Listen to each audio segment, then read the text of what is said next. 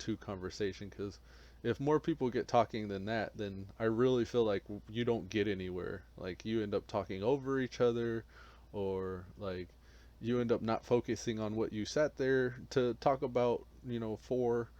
And like that's been my work experience as well, like at a job, like where you have a meeting, or you have like, anything like that, like a conference call or something. Like the more people involved, the less productive it becomes.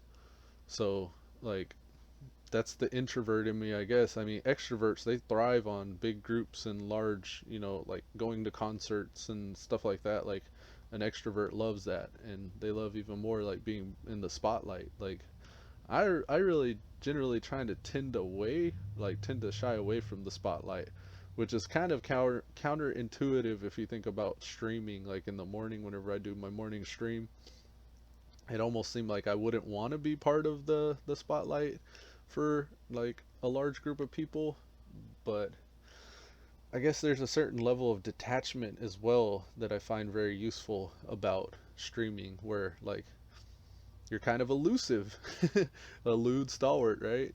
Stalwart in a sense that I'm there and I'm doing something and I'm reliable, but elusive in the same sense because like I can also fade away. Like if if I'm streaming a game and like chat's blowing up or something on the side, like I can choose not to focus on that and just do what I'm doing in the game, and maybe comment every once in a while on something people keep asking on the side. But I've yet to have that problem, which I mean, it's kind of like it's a blessing and a curse, because like in order for you to be successful as a streamer, you kind of want an audience and a dialogue and a conversation, but uh, at the same time, like I guess I'm appreciating the journey is how I could put it, because like I'm really appreciating like being able to just focus on what I'm doing and doing that without having to worry about other people and their input and feedback.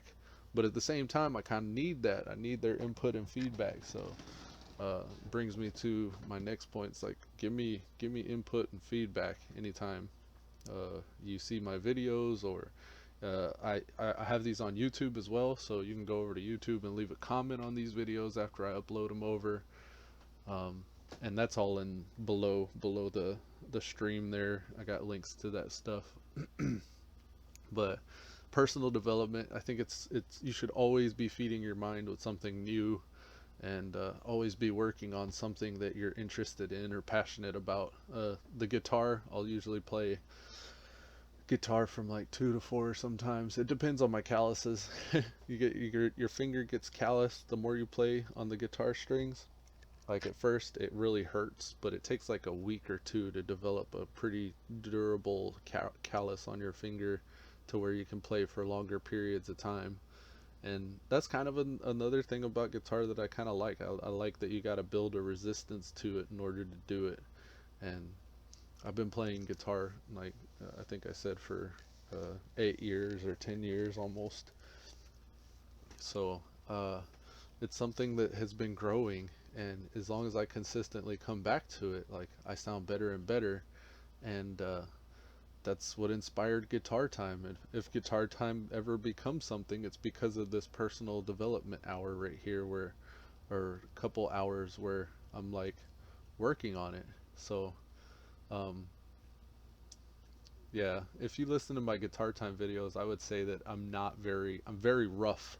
Like I'm not very fluent in the guitar just yet, but I can get a message across, I would say. It's kind of like my Spanish. Like I don't work on my Spanish. I can speak Spanish a little bit, but I don't ever speak it a whole lot. Like I understand it a lot more than I speak it. And that's just a matter of like practicing and coming back to it. Like if I can keep practicing and coming back to it, then my wife, who's Mexican, can understand me a lot more clearly. So yeah, always work on yourself, always do something new, and like feed yourself information, because like there's another thing too, is like when you gain mastery over just one thing or anything, you can draw parallels from that to other things and other subjects, and it makes you more versatile. Like you could be like, oh yeah, that's just like this, and in order to get this done, I bet you like these three things need to happen, whatever. So 2 to 4 p.m. That's usually what's going on, and then this is usually when the evening starts. We'll go back to the heading and change that to permanent evening.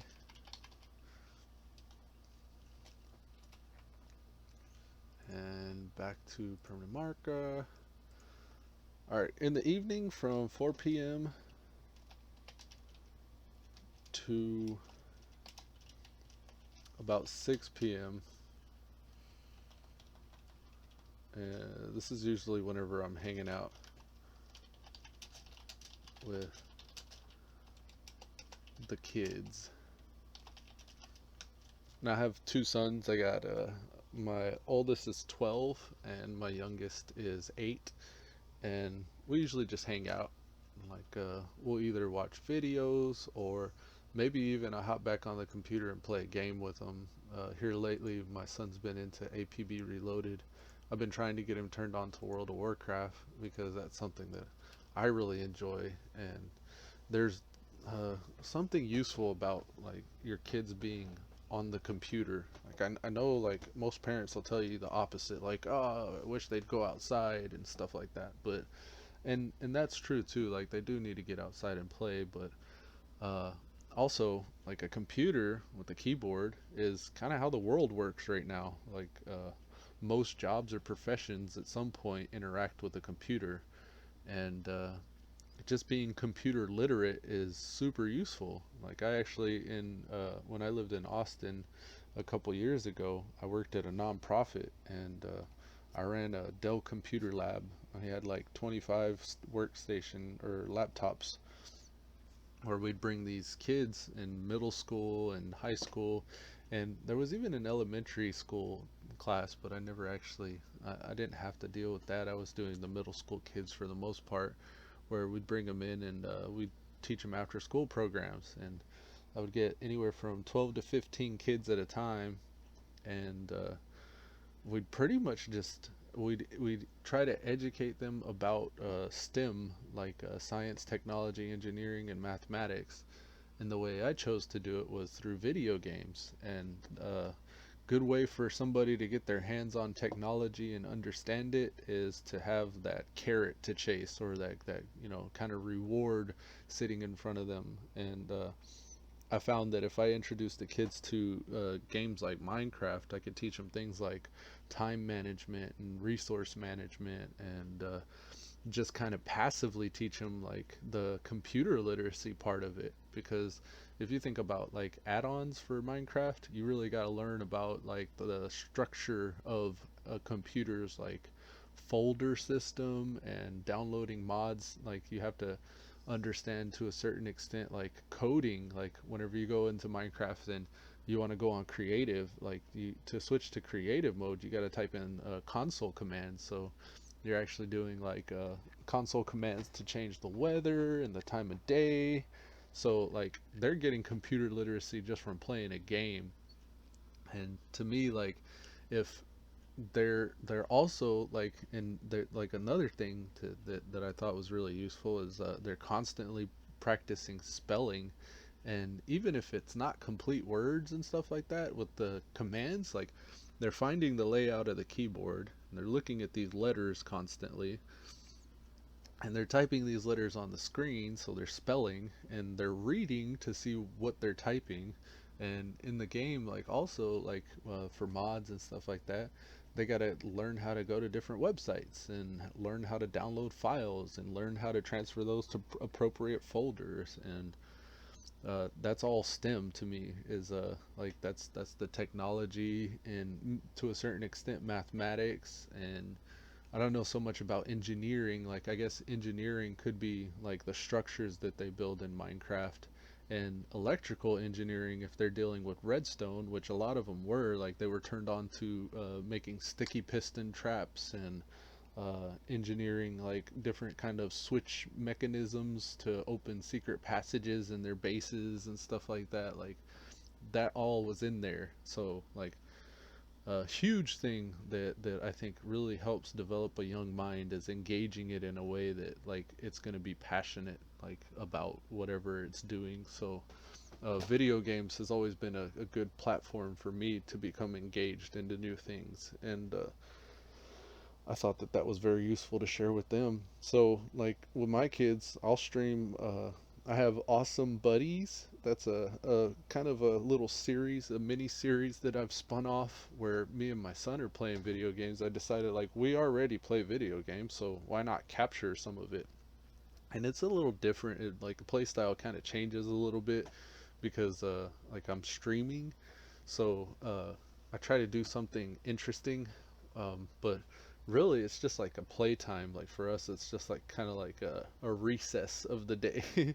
We take breaks from what we're doing like normally throughout the day, like with all my stuff up here, and he'll take a break from like whatever he's doing throughout the day. Like normally after he gets out of school, whenever school's in, like right now it's summer vacation, so pretty much this whole schedule's kind of not really been followed since he's been out for the past week or so. But this is our normal during the school season schedule. Like this is my schedule during the school season. He'll usually get home at 4, and then that's when hanging out with the kids can be anything like homework. Like I'll help him with his homework when he gets home if he has some. Like most days he does, and then we'll do his spelling words, and then usually after about 4 p.m., almost 5:30, uh, John, the oldest, is here, and we'll do. He usually doesn't have homework. He does it at school or on the bus or when he gets home and with his dad.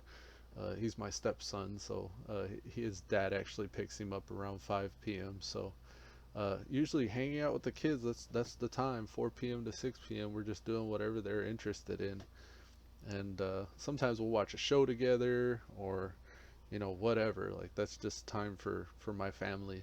And then from 6 to 7, cooking dinner. 6 p.m. to 7 p.m. I never realized how much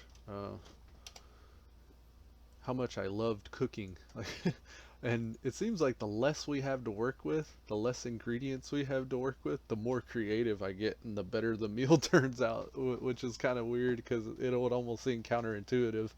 But like, I don't know, maybe cooking is an example of just like the society we live in today. Uh, I'm gonna formulate this thought a little bit better while I go to the restroom. That coffee's come through me, so I'm gonna need a short break. I'll be right back.